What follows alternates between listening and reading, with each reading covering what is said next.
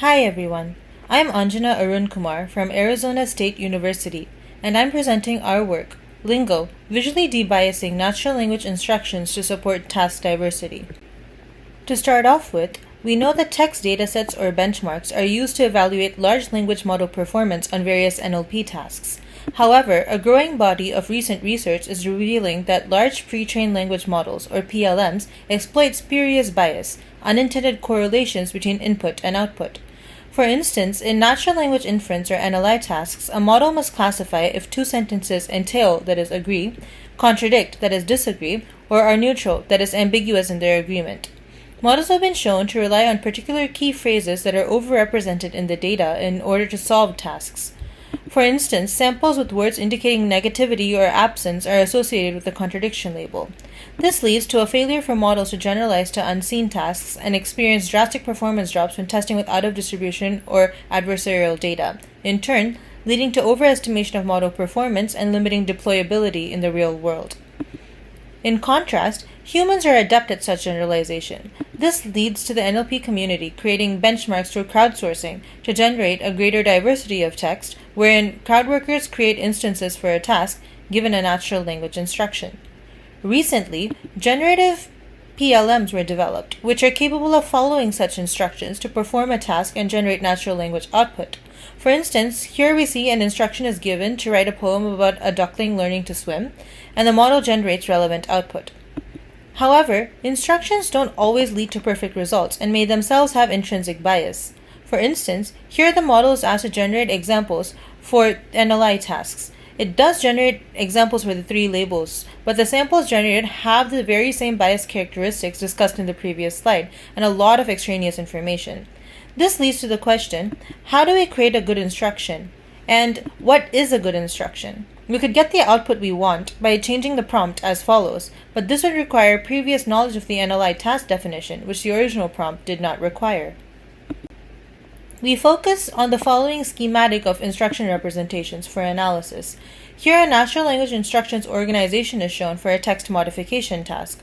First, we have a task definition. This provides core detailed information for a task. It also includes information on undesirable annotations that must be avoided. Further emphasis is placed on short but important statements that warn against or inform a user of the scope of the task and the space of acceptable responses. Next, positive examples contain inputs or outputs similar to the input given to a crowd worker or a model and its expected output. This helps crowd workers better understand a task. Both positive and negative examples also have explanations behind why an example is positive or negative in nature. Negative examples contain inputs and outputs to emphasize things to avoid by providing examples that must not be produced. And then comes the prompt. This is a single sentence command that often appears before the input task instances and connects it to the instructions. Finally are the actual task instances that are used for model evaluation with respect to these instructions. Unfortunately, prior work in crowdsourcing has shown that task instances provided by dataset creators often influence crowd workers to follow specific patterns during instance creation. This leads to the collection of biased data inflating model performance. For instance, Parmara et al. Showed that high percentages of the tasks from MC Taco dataset, which asks common sense reasoning questions based on event duration, start with very similar phrasing. Here, aux refers to the use of auxiliary verbs, like is, are, was, etc. And to reiterate, we've also seen how a task instruction might bias a model's output from the NLI task examples prompted for earlier. A written user instruction might incorrectly or only partially define a task. Therefore, despite the success of instructions in PLMs, the NLP community is faced with the question of, are we truly modeling a task or a user's instructions? To investigate this, we developed LINGO, an end-to-end visual analysis and authoring tool for natural language instructions. LINGO is designed to address real-world challenges faced in NLP benchmark creation by helping authors identify or compare instruction bias pertaining to different types of tasks. LINGO also facilitates real-time task instruction creation or modification, as well as evaluation with PLMs. To help motivate our system design, we surveyed 5 NLP practitioners with 4 to 6 years of experience in investigating data bias and prompt authoring. Our motivating question was, what are the salient challenges in the identification and reconciliation of instruction bias? And where can visual analytics be a key approach for providing insight or solutions? The table below summarizes several challenges that were explicitly discussed by practitioners, and we note the number of users referencing each challenge in parentheses. Items addressed by our current tool are noted with an asterisk. All participants in general noted that bias detection is mainly performed as post hoc analysis in NLP benchmarks, and there are no standardized practices or metrics for isolating bias. If implemented, reconciliation primarily involves either augmentation or model restriction. And importantly, visualization-based approaches for bias detection and reconciliation in both NLP instructions and datasets are relatively unexplored. Based on the challenges, we derived a set of 5 high-level design requirements that a visual analytics system can employ for analyzing and reconciling instruction bias. First, writing style is dictated by the task category, domain, and dataset for which the instruction is created, so it needs to be compared in a categorized manner. Instructions consist of the task definition and examples, that is positive and negative. The biases exhibited within and between different parts of the instruction may vary, so multi-granular analysis can be particularly beneficial. Next, examples must have sufficient inductive bias to inform a model or crowd worker of the task, but must also exhibit sufficient diversity so that sample creation isn't artificially constrained.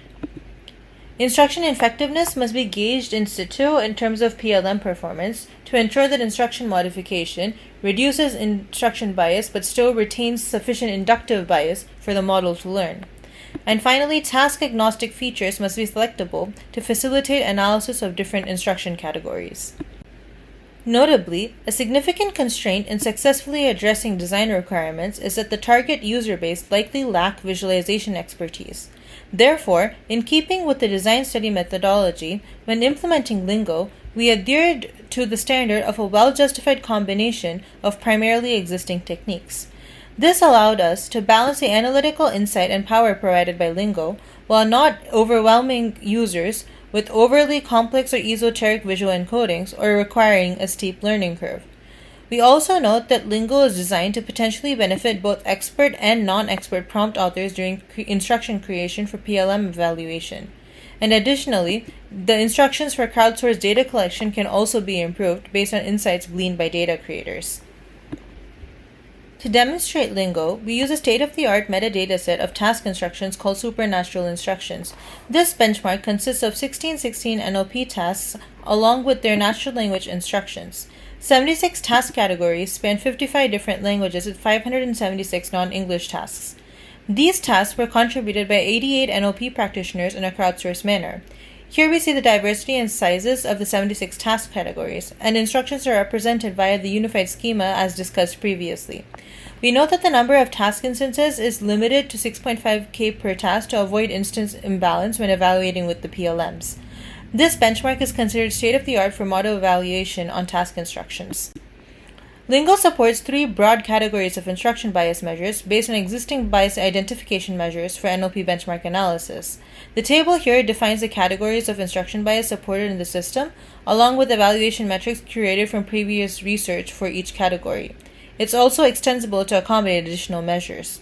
Broadly, diversity examines an individual task instruction, while similarity juxtaposes multiple task instructions. Both utilize the full instruction and calculation. Component bias compares different parts of the instructions and task instances, and this can be done within or between tasks at multiple granularities. Metrics are calculated using the NLTK library with the Python API. The backend server is built using Python and Flask and acts as a storage and service layer between the instruction dataset and the front-end user interface. A MongoDB database stores the tasks as JSON objects supporting quick retrieval. Based on a user's choice of analysis parameters, the instructions are retrieved from the database and the necessary metric computations are performed. We evaluate a subset of task instances using a Python script to call on GPT-3 Open API, DaVinci Instruct Beta version 3, on load or modification of task instruction. The tasks are treated as text generation problems, so we use RuGel to automatically evaluate the generated outputs and visualize the results. We illustrate LINGO's workflow with a use case scenario. We first navigate the sphere, which provides an overview of the instruction embedding space. We can recolor instructions based on task type, task domain, and source dataset. We notice that many translation tasks across different datasets are grouped close together. However, for other tasks like text modification, the points are spread further apart, with local clusters forming when instructions arise from the same dataset. We select a root instruction to begin our analysis. The 9 most highly correlated instructions to the root instruction are shortlisted, and this subset of 10 instructions is used to populate all the views. The root instruction is denoted in red as T1. Tasks 2 to 10 are ranked such that 2 is the highest correlated instruction to T1 and colored the darkest shade of blue. The threshold for links to appear is 0.7. The root instruction, task 1, is a text modification task. On comparing tasks 1 and 3, we see that they have nearly identical definitions and high correlation. The same holds for tasks 2 and 4 when compared to task 1. These 4 tasks are of the same type, domain, and source dataset. Next, we compare the word overlap between positive examples for the tasks with a chord threshold of 0.6. Tasks 1 to 4 show high levels of overlap for the positive examples. We check instructions for tasks 1 and 2 and find that definitions and positive examples are identical, and negative examples only vary in terms of the explanation. Comparing task 6, a classification task where you choose the correct cause or effect statement, to task 1, we see similar phrases being used in the example explanations for both positive and negative examples, though task 6 has non-English input. We then observe model results on the task instances. Across all datasets, task instances in bins with higher word similarity are more accurately solved. Task 1 has a greater proportion of instances in bins with high similarity to the examples, and these instances are solved with high accuracy. The same distribution is seen in tasks 2 to 4 and task 7. Tasks 1 to 4 also display the highest model accuracies over all task instances. Task 7 involves choosing which sentence of the 2 choices uses simpler language. While the examples and definition vary from that of task 1, we see high instance example overlap within task 7, accounting for the performance trend. Task 6 is an outlier with a relatively uniform distribution of task instances across the bins. We can partially attribute this to task 6 containing non-English input. Task 6 also has lower accuracy than tasks 1 through 4. Tasks 1 to 4 show comparable accuracy, with tasks 6 and 7 showing slightly lower accuracies. Finally, we examine the potential bias sources within the instructions. We choose to focus on the examples which seem to significantly influence performance for tasks 1 to 4. We choose to first look at unique vocabulary contributions to gauge the diversity of the examples provided. Tasks 1 to 4 have lower contributions, while tasks 6 and 7 display the highest counts.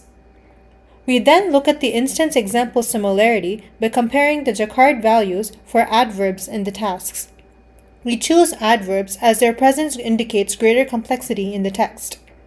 We see that tasks 1 to 4 show high Jacquard similarity, indicating low variation between the examples and instances. This is reversed for tasks 6 and 7.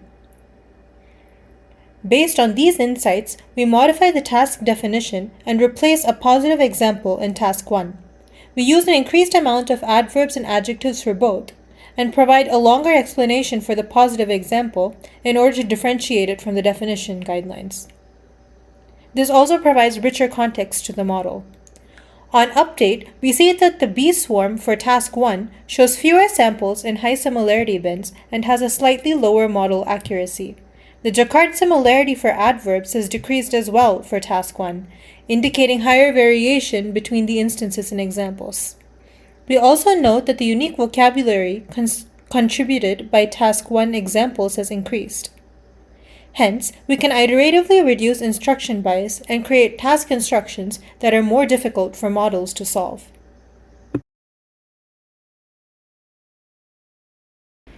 To further evaluate Lingo from an empirical perspective, we conducted an in-person qualitative usability study composed of both novice and expert prompt instruction creators, using free exploration on question answering tasks after training. System ratings were generally positive. We summarized 4 key takeaways as follows. For novices, the interface was paradoxically both easy to use and too complex, though responses about specific interface features indicate that they were also generally well received. This mixed feedback is likely due to a lack of domain knowledge by some novices, which hampered their user experience. Novices echoed experts when defining instruction bias post-study. They were able to identify patterns such as high similarity between examples and instances, or high overlap between explanations and definitions, which indicated bias. The B swarms were effective for recognizing how instruction bias inflates model performance. Users could conclude that top-heavy B swarms meant the task was too easy for the model and gauge a single annotator's influence on bias between different instructions. And lastly, users could identify potential caveats to reducing instruction bias. Participants are able to also determine that there is a learning curve in identifying what constitutes a positive change to reduce model performance. Interestingly, expert participants in our study were long-time researchers in NLP, but none had previously encountered or used visual analytics tools focusing on NLP text bias, indicating the need for more tools like Lingo. A significant takeaway from the study was that the types of insights differed based on the user's experience. Future analysis systems for novices can be tailored to accommodate their lack of domain expertise. Even though our user study participants were non-experts in visualization, they were still able to use the system to probe task instructions and glean insights to reduce instruction bias, demonstrating a low learning curve. Some possible research directions in future can target recommending modifications to help novices. Additionally, while Lingo successfully incorporates human, model, and metric-based feedback, it's restricted to the chosen domain. Lingo is easily extensible to integrating new metrics either in the front or back end to better support expert users. Lingo focuses on also text-based task instructions. A key challenge in extending Lingo to analyze prompts from multimedia data is the potential lack of human interpretable bias features. Overall, Lingo further motivates the necessity to standardize bias quantification and elimination in NLP. This is a non-trivial problem, but we believe that visualization can likely provide an important step in the process by helping researchers identify where the principal issues are present. Thank you.